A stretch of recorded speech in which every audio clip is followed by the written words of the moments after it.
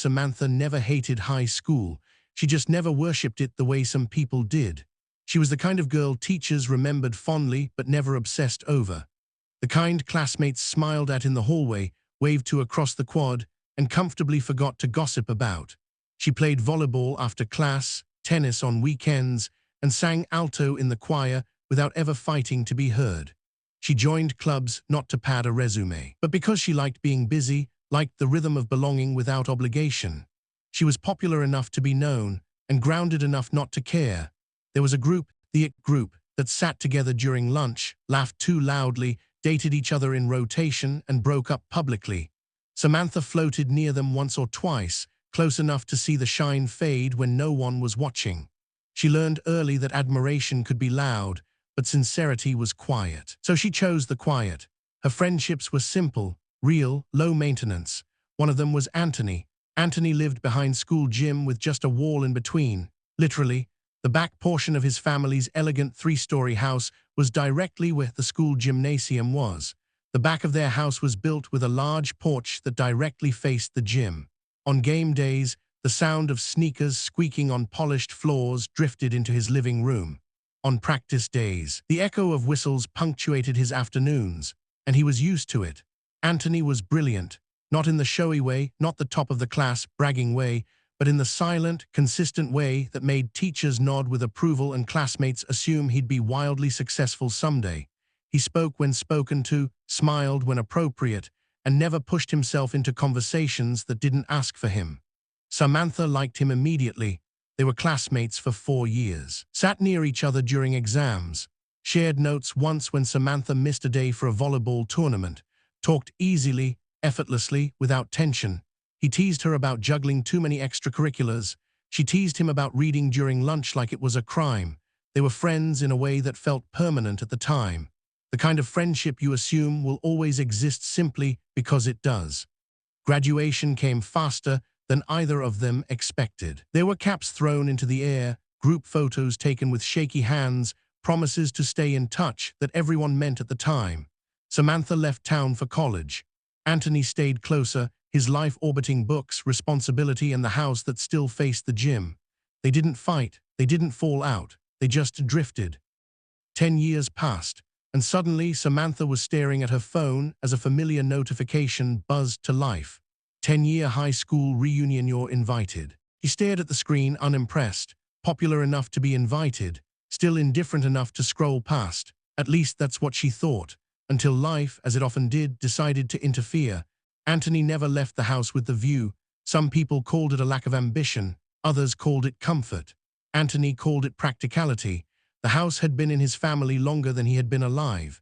He was an only son of 2 extremely successful parents who always wanted a big family. His parents decided and planned to build the house early on in their career, saved up more than enough to finally start a family. But as fate would have it, complications occurred while giving birth to Anthony, and saving his mom meant that she would never have a child again. When Anthony heard this story when he was a kid, something in him clicked. He wanted to be with his parents. It was a decision he made and never regretted once, even 10 years later. And he was so used to this view of the school. The gym lights turned on at dusk like clockwork, casting a soft glow across the street. On some evenings, Anthony would glance up from his laptop and watch silhouettes move inside, the echo of a ball hitting the floor carrying faintly through the glass. It wasn't nostalgia exactly. It was familiarity, the comfort of knowing where things began. Anthony had done well for himself, not in the flashy, reunion bragging kind of way. He was a partner for a small data analysis firm, and that meant time in front of the computer. They did not care where each other lived as long as all of them delivered results. His world existed mostly on screens and spreadsheets, quiet calls, and even quieter successes. He dated, had meaningful relationships. Some lasted a few months, others a few years. He wanted to find someone that had his wavelength, someone who was innately funny and kind. Unlike his parents who had the spontaneity to jump at wonderful opportunities which worked for them, may it be marriage or business ventures, he wanted to take things slow and somehow to not be bounded by the pressure of time or anyone else. He was quite happy to be single, but there were days when he wished he could have profound discourse with someone, a friend, a colleague, someone who understood and never judged. and one person would oftentimes pop up to his mind. Samantha. She had been everywhere back then. The gym, the courts, the stage, always moving, always helping someone, adjusting a knee brace, offering water, clapping the loudest even when she lost. From his window, Anthony had watched her play, watched her laugh, watched her exist with an ease that felt unattainable to him. He never followed her, never hovered, never intruded. He just noticed. And he somehow thanked the universe that their surnames were close alphabetically, because it meant being seatmates with her in all those 4 years in high school. It was enough for him. The small talks, the long talks, the friendship that formed between them. He remembered them fondly. But when Samantha fell in love with one of their classmates, a loud, charming boy everyone adored, Anthony did what he thought was the kindest thing. He subtly stepped back. He stopped talking to her unless necessary, stopped asking how her day was, stopped lingering near the gym on game days. He convinced himself that distance was maturity, that love, when unreturned, was best handled quietly. And even though Samantha noticed it too, Anthony had excuses and she respected those. And so they drifted. 10 years later, Anthony stared at his phone when the reunion message came through. The group chat exploded immediately. Names he hadn't thought about in years appeared one after another, accompanied by emojis, inside jokes that refused to age, and exaggerated enthusiasm. Someone suggested icebreakers, someone else suggested a slideshow. Anthony muted the chat within 5 minutes. He had no interest in reliving high school, not the way they planned to. He set his phone down, glanced out the window, and decided to grab some food from the nearby store to take a break from work.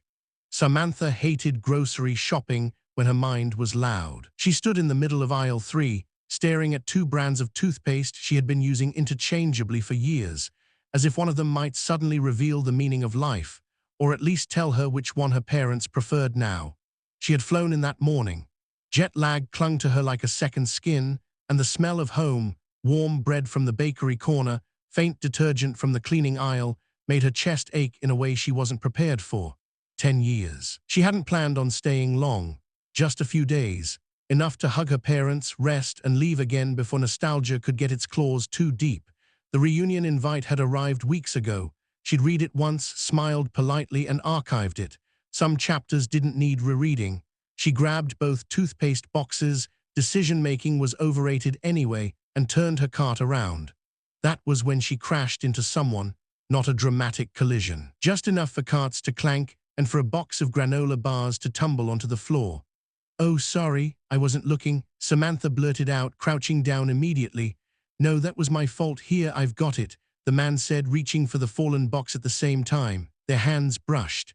Samantha froze. She looked up slowly, her brain lagging half a second behind her eyes. The face in front of her was older, sharper around the jaw, less boyish, more settled. But the eyes, oh, she breathed. "Anthony," he blinked once, twice. "Samantha," he said, disbelief stitched neatly into his voice. They both stood there, still crouched, holding the same box of granola bars like it was an artifact from another lifetime. Then Samantha laughed, not the polite kind, the surprised, uncontrollable kind that bubbled out of her before she could stop it. "Oh my gosh," she said, standing up. "I almost didn't recognize you. I mean, I did. But also I didn't." Anthony smiled, tentative at first, then warmer, familiar. "You look exactly the same," he said. She snorted. "That's objectively untrue." "No, I mean," he paused, choosing his words carefully like he always did. "You still look like you." That landed somewhere soft in her chest. They exchanged the usual pleasantries. "How long are you here? When did you arrive?" "Wow, it's been a long time," each sentence layered with a gentle disbelief that this was happening between shelves of cereal and instant noodles. "So," Samantha said eventually, pushing her cart aside, "are you going?" Anthony grimaced. "To the reunion?" She nodded. "I was thinking about it," he said honestly. "Mostly I was thinking about how much I don't want to make small talk." Her shoulders relaxed instantly. "Thank you, same." They shared a look, an unspoken "see. You get it," and suddenly 10 years felt thinner. "I actually don't want to go at all," Samantha admitted. "But I'm home anyway, so everyone assumes I will." Anthony hesitated, then glanced toward the front windows of the store. "You know," he said slowly, "there is a way to technically attend without actually attending." Her eyes lit up. "I'm listening." He smiled, the kind of smile that suggested a quiet, brilliant idea had just formed. "My parents' house," he said, pointing at it. still behind the gym. The porch has a clear view. Samantha stared at him, then she grinned. You're telling me, she said, that we could sit comfortably, judge people from afar, avoid awkward conversations, and still know exactly who showed up. Anthony nodded once. Correct. She extended her hand dramatically. Anthony, you may have just saved my sanity. He shook her hand, laughing. Deal. As they parted ways at the checkout, Samantha felt something unfamiliar settle in her chest. Not nostalgia, not regret, curiosity. For the first time since coming home, she was looking forward to something. After saying hi to Anthony's parents, they began climbing up to go to the back porch, and it had not changed. That was the first thing Samantha noticed when she arrived at the house on the night of the reunion. They used to do group projects here, and she was extremely happy to be back. It was still as elegant as before. The house was well maintained and cozy and peaceful, unfairly perfect. The loud music coming from the gym, though, was a different matter. Anthony set 2 mugs down on the porch table, coffee for him, tea for her. He hadn't even asked. He just remembered. You still don't like coffee after 6, he said casually. Samantha paused mid-sip. You remember that? He shrugged, suddenly very interested in adjusting the sleeves of his sweater. You used to complain you couldn't sleep before tournaments.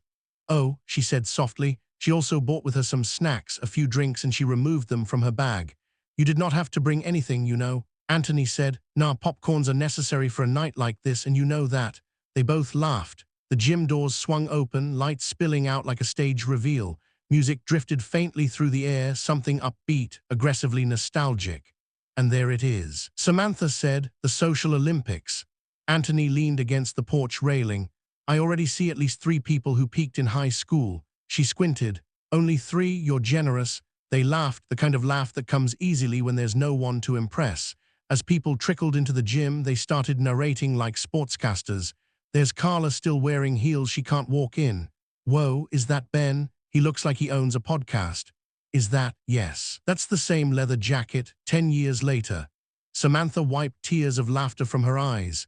I feel like we should be charging admission for this commentary.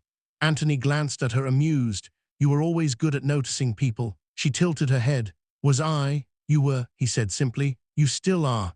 Something about the way he said it, no drama, no emphasis, made her stomach flip unexpectedly. They fell into an easy rhythm, watching, talking, catching up in between bursts of laughter. She told him about moving away, about her work, about how adulthood felt less like a straight road and more like a series of polite detours. He told her about staying, about choosing quiet stability over big leaps, about how not all ambition needed applause. At one point, Samantha grew thoughtful. Can I ask you something? She said. Anthony nodded. Always. Why did we drift? She asked. I mean, I know life happens, but we were close. He went still. In the gym, someone shouted a name into a microphone. Applause erupted. Anthony watched for a moment, then exhaled. I fell in love with you, he said, just like that. No grand build-up. No defensive joke. Samantha's breath caught. In high school, he continued, voice calm but careful. You didn't know, I didn't want you to. When you started dating him, I figured the kindest thing was to step back. Oh, whispered. I hope that's not uncomfortable, he added quickly. I'm not, this isn't a confession, it's just the truth. And eventually I also fell in love with someone else, a girl from another school, I think that was it. Samantha stared at the gym lights, memories clicking into place like puzzle pieces she hadn't known were missing. You watched me play, she said slowly. He smiled faintly. My window faced the gym. She laughed softly, shaking her head. Of course it did. She turned to him then, really looked at him.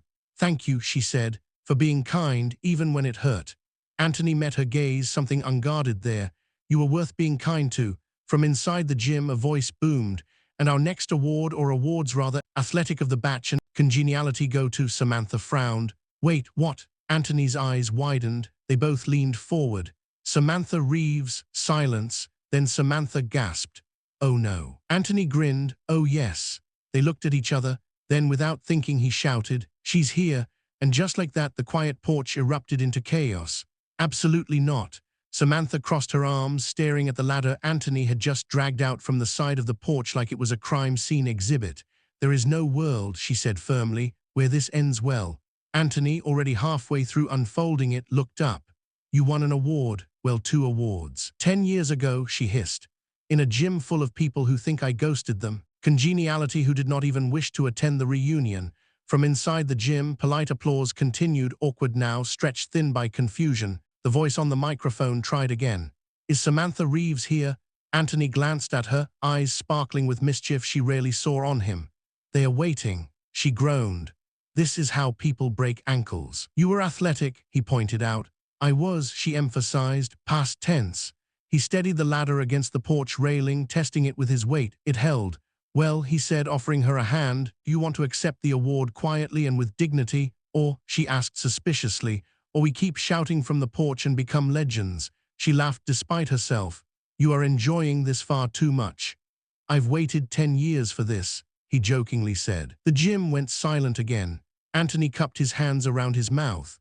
"She's coming," Samantha groaned, then took a deep breath. "Fine," she said. "If I die, you're telling my parents this was your idea." "I'll bring flowers," he said solemnly. He climbed down first, step by step, heart pounding, laughter bubbling out of her as she also reached the bottom of the ladder. From there, the staged gym was just within reach. Anthony was waiting for her, steadying the ladder with one hand, his other hovering near her back, protective, careful. They slipped down into the gym like teenagers sneaking out past curfew. The room erupted. "Oh my gosh, she's here." Samantha stood there, breathless, hair slightly windblown, laughing too hard to be embarrassed. Someone shoved the plaques into her hands. Cameras flashed. She glanced back where the ladder was. Anthony was there leaning against the wall, arms crossed, smiling like this moment alone had been worth a decade. She raised the awards. She said into the mic. "Sorry I'm late. Traffic was unconventional. It's good to see everyone. Take care always, y'all. Don't use ladders to sneak into high school reunions." The gym exploded with laughter. Minutes later they were climbing back out, faster this time, giddy with adrenaline and nostalgia. By the time they reached the porch again, both were breathless as they also retreated the ladder back. Samantha collapsed into a chair, clutching the plaques. "That," she said, gasping, "was the dumbest thing I've ever done." Anthony sat beside her, "and also the best." She looked at him then, really looked. "That was definitely one for the books." "Thank you," she said, "for tonight, for everything." He shrugged, but his ears turned red. "Anytime." They sat in comfortable silence, gym noise fading behind them, laughter still lingering in the air. Some batchmates started waving at them whenever they walked past the porch where the two were situated, and they always waved back. The future suddenly felt open. The gym lights dimmed across the street one by one until only the faint glow from the exit signs remained. The reunion was winding down, people drifting home with hugs that promised to last and conversations that probably wouldn't. On the porch, Samantha traced the edge of her plaques with her thumb. "Athletic congeniality," she read softly. "I forgot how much that meant back then." Anthony leaned back in his chair, hands folded behind his head. "You earned it, you always did." She smiled. "You sound like my coach." "I watched a lot of your games," he said before he could stop himself. She raised an eyebrow, amused. "From the window," he confirmed. They laughed, but this time there was something warmer threaded through it. Recognition, maybe, or relief. "You know," Samantha said after a moment, "I used to think high school defined people forever." Anthony nodded. "Me too. Turns out it just introduces them." She glanced at him. "You've changed." "So have you." She considered that. "I think I'm softer now, less worried about proving things." He smiled. "I think you're braver." She tilted her head. "Braver? You left," he said simply. "That takes courage." She absorbed that in silence. A breeze passed through the porch, cool and familiar, somewhere nearby. Crickets started their nightly rhythm. "So," Anthony said, clearing his throat, "how long are you staying?" "A few days," she replied. "I was supposed to keep it low-key." He chuckled. "Well, that plan is officially ruined." She met his eyes. "Would you want to hang out before I leave?" He didn't hesitate. "Yeah, I would." The answer felt bigger than the question. They sat there, not talking, not rushing, just letting the moment settle. 10 years ago, silence between them had meant distance. Now it felt like understanding. Samantha stood, holding the plaques under her arm. "I should head back. My parents will worry if I don't." Anthony stood too as he carried Samantha's food bag. "I'll walk you to your car." At the curb she paused. "Hey," she said, "I'm really glad I ran into you." He smiled, quiet and sincere. "Likewise." She got into her car, rolled down the window. "Good night." "Good night." Athletic and congeniality and legendary. She laughed, drove off, and for the first time in a long while felt like coming home had been the right choice. Samantha lay awake that night staring at the ceiling of her childhood bedroom, listening to the hum of the birds outside her window. Everything smelled the same: laundry detergent, faint wood polish, the comforting scent of home. And yet, something inside her felt gently rearranged. She hadn't thought about Anthony like this in years, not because she didn't care, but because she assumed that chapter had quietly closed. And yet here it was, reopening itself with laughter, ladders, and a plaque she hadn't expected to receive. She rolled onto her side and smiled into her pillow. The next morning, her mother noticed immediately. "You're in a good mood," she said, sliding a plate of eggs across the table. "Who did you run into?" Samantha hesitated. "Anthony." Her mother paused mid-sip. "Anthony from school, the one and only." Her mother smiled knowingly. "I always liked him." Samantha laughed. "Of course you did." Later that afternoon, Samantha found herself walking past the gym again. The doors were locked now, the court quiet. She stood there for a moment, remembering the girl she used to be, strong, eager, unafraid of effort. She pulled out her phone. "Anthony, coffee and tea later. If you're free," she smiled. "Samantha, only if you promise no ladders." Anthony, no promises. They met at a small cafe a few blocks away. The kind that hadn't changed in a decade, same chipped mugs, same creaky chairs. Conversation flowed easily. They talked about work, about people they'd lost touch with, about dreams that had shifted but never disappeared. At one point, Anthony said, "Do you ever wonder what would have happened if we stayed close?" She considered the question carefully. "I think," she said, "we needed to grow into ourselves first." He nodded. "I think you're right." When they parted that afternoon, neither rushed away. There was no urgency, just possibility, and a promise to keep in touch moving forward, wherever life led, and that felt better than certainty ever had.